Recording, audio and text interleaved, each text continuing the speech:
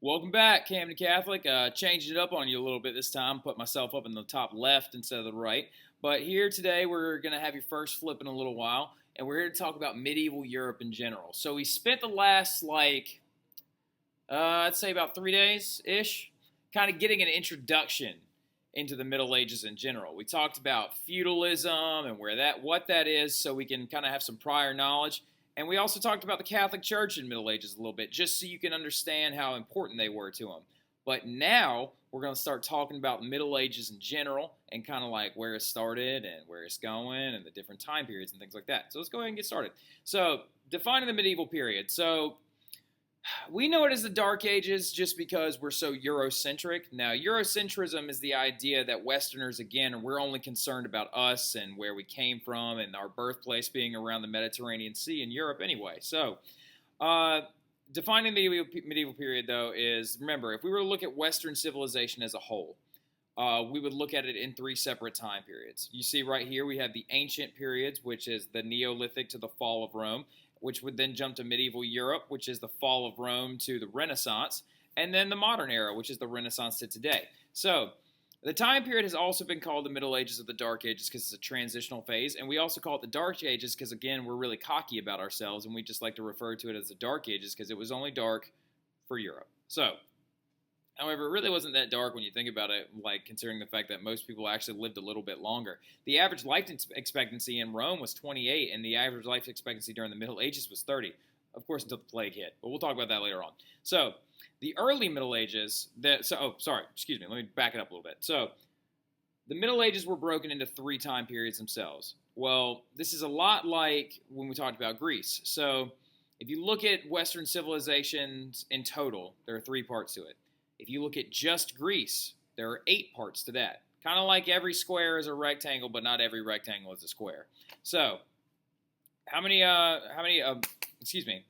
medieval time periods do you think there are? Good job, you can look and read. Who knew? So, there's the early Middle Ages, the high Middle Ages, and not the late Middle Ages.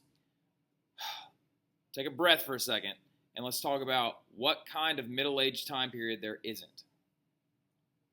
What do you think would drive Mr. Terry nuts? It's a good answer, Marcus. There is no Middle Ages, okay? It's the early Middle Ages, the high Middle Ages, and the late Middle Ages, okay?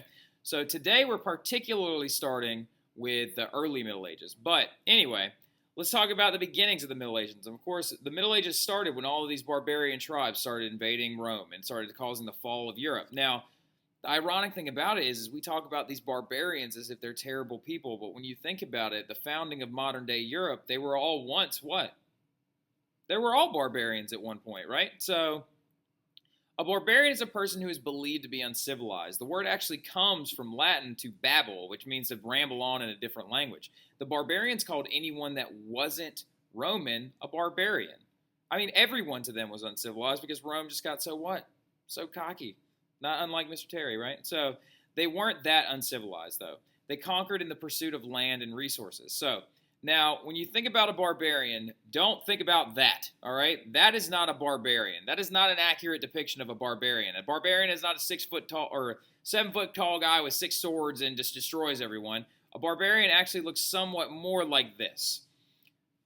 I mean, he's just kind of average, but everybody considered him a barbarian because he wasn't decked out in royal garb and he wasn't like the Romans and he didn't put water in his wine because he wasn't a pansy. I mean, so it's one of those things. But anyway, barbarians, don't judge us, right? Leave these guys alone. Barbarians had kings and governments, sort of. I mean, like they had like tribal leaders and stuff, but then again, so did everybody else at one point or another. I mean, let's look back, Romans. You were the Latins at one point, and then you rebelled against the Etruscans, and you thought you were better than everybody else. So they created money eventually.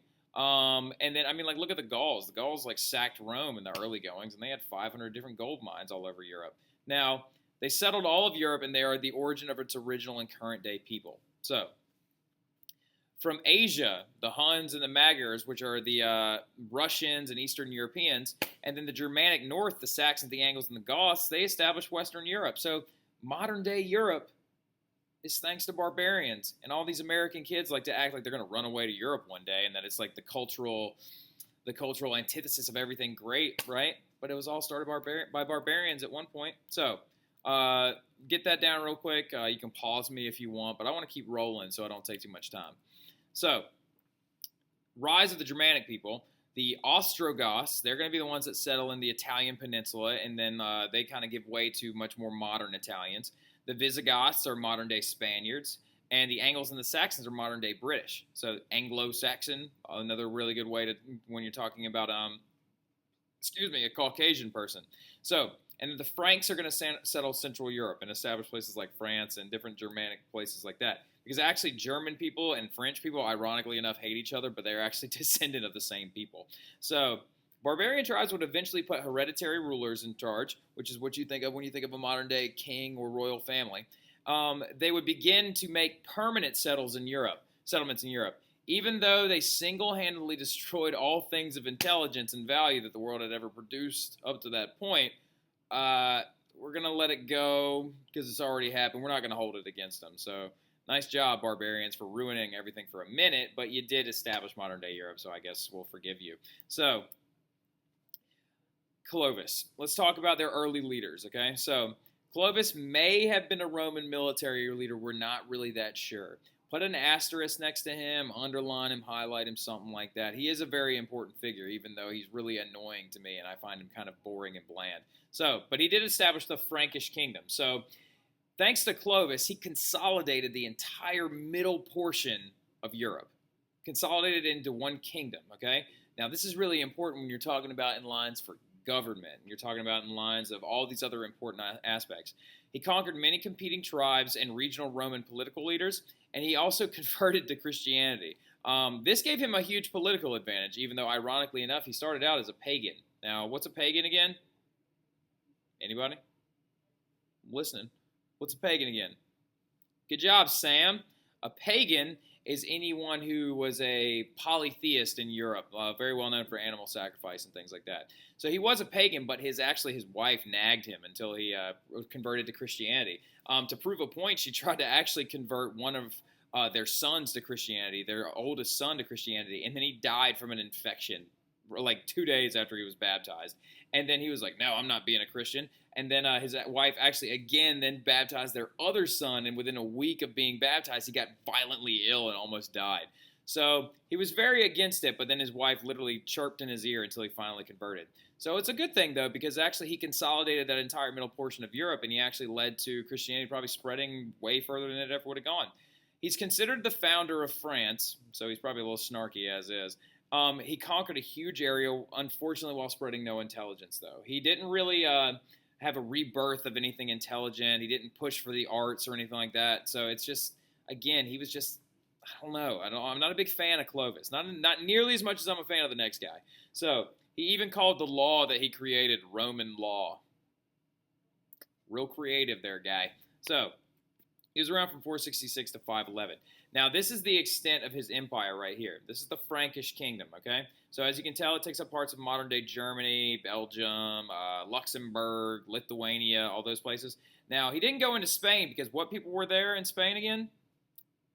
Good job. I saw you, Abby. Good job, Abby. The Muslim Empire was here, so he couldn't really go there.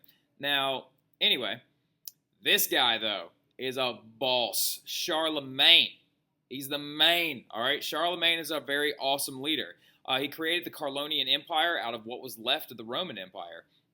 So, very strong Christian, and he was crowned by Pope Leo III as the first Holy Roman Emperor. Tell me that's not a cool title, right? Holy Roman Emperor. If you want to think about it this way, there were no countries in Europe at this time because this is, again, roaming groups of barbarians that are trying to consolidate into kingdoms. The entire middle portion of Europe, including the Italian peninsula, was known as the Holy Roman Empire, or the HRE, as I like to call it. Now, he's known as the father of modern-day Europe. He united a lot of barbarian tribes in Western Europe, like the Visigoths, and he also brought about some stability. And ironically enough, his dad's name was Pepin the Short. Actually, it might have been Pepin the Younger, but I still think it's kind of funny. So he's also known as Charles the Great. So that's right there is the conquest of Charlemagne. He actually grew the Frankish kingdom started by Clovis even further. And then there's these guys, the Vikings, of course. They're really important to the establishment of Europe because they're a warrior culture from Scandinavia. They raided Europe on a regular basis after some women's. They also had really master shipbuilders, but we're going to calm down a little bit. They had established settlements in North Africa, North America. They discovered the America first. Well, actually, they didn't discover America first because there were Native Americans here already. But they established settlements throughout Europe. They saw North America, even though the Native Americans kicked them out and they kind of kicked their butt. So their raids, however, though, led to the establishment of feudalism. Now, remember, we talked about feudalism already, and feudalism was a way to keep order, kind of an economic system a little bit, and also to keep people safe. Their raids actually really was one of the main leading factors to why people established feudal systems, because they wanted to protect citizens, and the lords had that ability. Even though, ironically enough, when you think about it, a lord is actually a vassal to the king, is it not? Exactly. So we're actually going to stop here for today, and we're going to talk about the High Middle Ages later on. Now, there's not a lot from the early Middle Ages just because they didn't write a whole lot of stuff down. So we're going to pick back up on this stuff tomorrow. I appreciate y'all watching. I'll check this flip note tomorrow, and have a good day. Looking forward to seeing y'all.